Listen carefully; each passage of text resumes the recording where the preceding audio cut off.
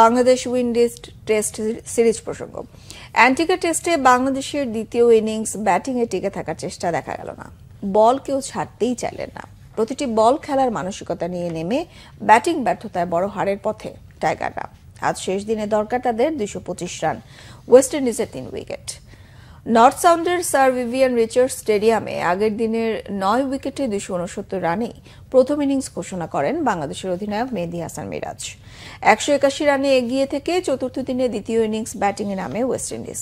তাসকিন আহমেদের ক্যারিয়ার সেরা বোলিংয়ে 152তে গুটিয়ে যায় ক্যারিবিয়ানরা।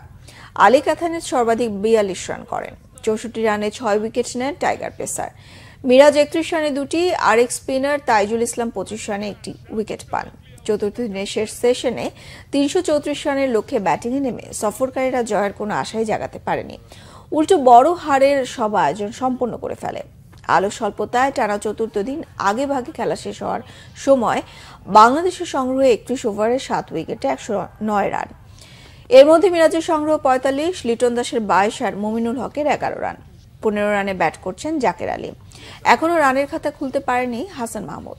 ওয়েস্ট ইন্ডিজের হয়ে 3টি করে উইকেট নিয়েছেন কেমার রোচ ও জেডেন সিলস। প্রথম ইনিংসে স্বাগতিকদের সংগ্রহ ছিল 9 উইকেটে 450 রান।